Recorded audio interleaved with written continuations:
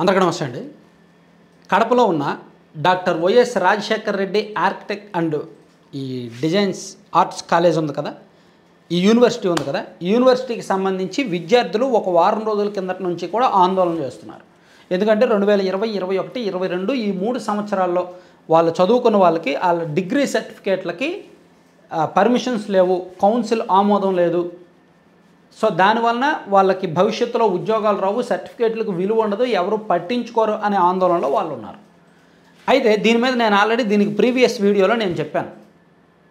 అయితే ఈ video release అయిన తర్వాత నాకు దీనిలో మరింత స్కామ్, ఈ లోగుట్ ఏమిటి అనేది నాకు తెలిసిందనమాట. కొంచెం ఇది ఒక పెద్ద స్కామ్లా ఉంది. అవసరమైతే కూటమి ప్రభుత్వం దీని మీద కూడా సిట్ ఎంక్వైరీ వేయాల్సిన అవసరం ఉంది. ఇందులో వైఎస్ జగన్మోహన్ రెడ్డి గారి కుటుంబ సభ్యుల ఇన్వాల్వ్మెంట్ ఎక్కువగా ఉన్నట్టుగా కనిపిస్తోంది. ఈ యూనివర్సిటీ ఎప్పుడు 2008లో రాజశేఖర రెడ్డి గారు ఉన్నప్పుడు, ఉమ్మడి ఆంధ్రప్రదేశ్గా ఉన్నప్పుడు Jawaharlal Nehru architecture and arts university అనేది పెట్టారు. రాష్ట్ర విభజన తర్వాత దీన్ని ఈ యూనివర్సిటీని కూడా ఆంధ్రప్రదేశ్కు కేటాయించారు. కేటాయిస్తూ దీని డెవలప్మెంట్ కోసం, ఎస్టాబ్లిష్మెంట్ కోసం అప్పట్లోనే 600 కోట్లు కూడా ఇస్తామని విభజన చట్టంలో పేర్కొన్నారు.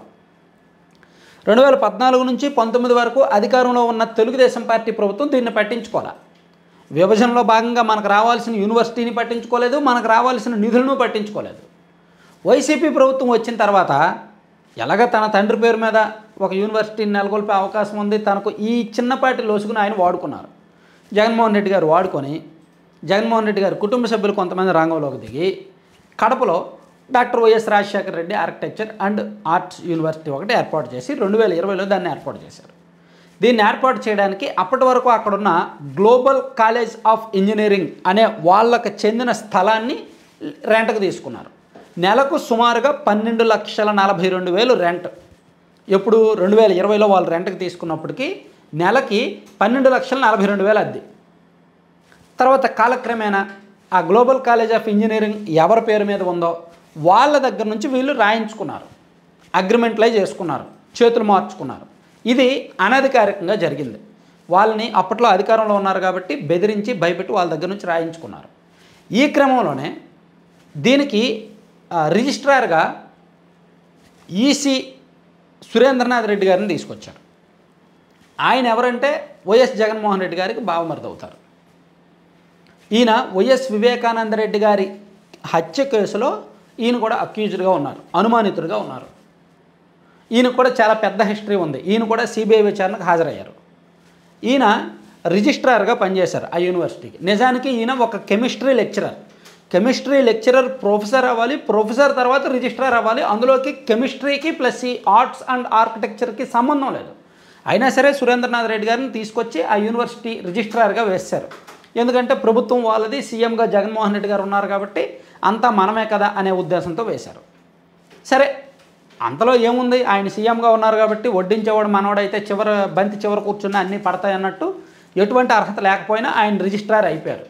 రిజిస్ట్రార్ అయిపోయిన తర్వాత అక్కడ ఉన్న కొంతమంది వైసీపీ నాయకులు, పెద్దలు రంగంలోకి దిగి ఈ గ్లోబల్ కాలేజ్ ఆఫ్ ఇంజనీరింగ్ వాళ్ళకు బేరసారాలు జరిపి మీ మొత్తం ల్యాండ్ మాకు ఇచ్చేయండి, మీ 30 ఎకరాలు మాకు ఇచ్చేయండి, దీన్ని యూనివర్సిటీగా కేంద్రం గుర్తించాలన్నా, యూజీసీ గుర్తించాలన్నా, సర్టిఫికేట్లకు విలువ రావాలన్నా, ప్లస్ గ్రాంట్స్ ఇవ్వాలన్నా, న్యాక్ పర్మిషన్లు ఇవ్వాలన్నా కనీసం 30 ఎకరాల విస్తీర్ణం ఉండాలి, అన్ని రకాల ఫెసిలిటీస్ ఉండాలి, స్టాఫ్ ఉండాలి, ఎస్టాబ్లిష్మెంట్ జరగాలి, అన్నీ జరగాలి. దీనికి ఏమీ లేవు. కేవలం ఒక బిల్డింగ్, ఒక ఇంజనీరింగ్ కాలేజీ బిల్డింగ్ని రెంట్కి తీసుకొని యూనివర్సిటీగా మార్చేసి క్లాసులు స్టార్ట్ చేశారు. రిజిస్ట్రార్ని వేస్తారు. వాళ్ళు అనుకున్న వాళ్ళందరికీ ఉద్యోగాలు ఇచ్చేశారు. చాలామందికి అనర్హులకు ఉద్యోగాలు ఇచ్చేశారు. వాళ్ళ ఇళ్లలో ఉన్న వాళ్ళకి, వాళ్ళు తెలిసిన వాళ్ళకి, నాయకులకి అందరికీ ఉద్యోగాలు ఇచ్చేస్తారు. అలా ఒక యూనివర్సిటీని వాళ్ళ సొంత ఇంట్లో, వాళ్ళ ప్రైవేట్ ఇన్స్టిట్యూషన్లా మార్చేశారనమాట. సో దీనికి సెంట్రల్ గవర్నమెంట్ పర్మిషన్స్ పట్టించుకోవాలా, యూజీసీ నిబంధనలు పట్టించుకోవాలా, న్యాక్ నిబంధనలు పట్టించుకోలేదు, ఏమీ లేదు. ఒక అవినీతి కోపంగా మారిపోయింది. ఒక 8 నెలల పాటు ఈ గ్లోబల్ కాలేజ్ ఆఫ్ ఇంజనీరింగ్ వాళ్ళకి రెంట్ ఇచ్చి, ఆ తర్వాత 8 నెలల తర్వాత వాళ్ళ దగ్గర నుంచి బలవంతంగా రాయించుకొని వాళ్ళని భయపెట్టి వాళ్ళని అక్కడికి ఇక్కడికి ట్రాన్స్ఫర్ చేసి ఇబ్బంది పెట్టి, ఆ తర్వాత వీళ్ళే నెలకు 18 లక్షలు, 22 లక్షలు అలా రెంట్ డ్రా చేశారు. జాగ్రత్తగా అర్థం చేసుకోండి. రెంట్ తీసుకున్నది అంటే రెంట్ ఫస్ట్ స్టార్టింగ్లో వేరే వాళ్ళ దగ్గర రెంట్కి తీసుకున్నారు. కాలక్రమేణా రెంట్కి ఇచ్చిన వాడిని వెళ్ళగొట్టేసి వీళ్ళ పేరు మీదకి రాయించేసుకున్నారు. రాయించేసుకొని వీళ్ళే రెంట్ డ్రా చేసి వీళ్ళే దాన్ని తీసుకున్నారు.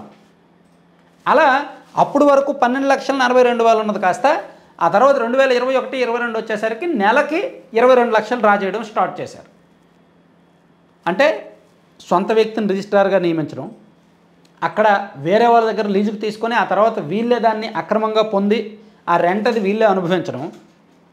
ప్లస్ సరే ఇన్ని చేశారు, తిన్నారు డబ్బులు, పోనీ అక్కడ విద్యార్థులకు న్యాయం చేయాలిగా. డబ్బులు ఎవరు తినరు? ఎవరైనా తింటారు. వీళ్ళు అవినీతి కోపంగా మార్చేశారు. వాళ్ళకు అనుకూలమైన వాళ్ళకు ఉద్యోగాలు వేసుకున్నారు. కాసేపు వదిలేద్దాం. మరి అక్కడ విద్యార్థుల సర్టిఫికేట్ల గురించి పట్టించుకోవాలిగా, అనుమతుల గురించి పట్టించుకోవాలిగా, నిబంధనల గురించి పట్టించుకోవాలా, మాట్లాడాల, ఏమాత్రం దాని మీద ముందుకెళ్ళాల. సో ఇదంతా కూడా షర్మిల గారికి తెలుసు.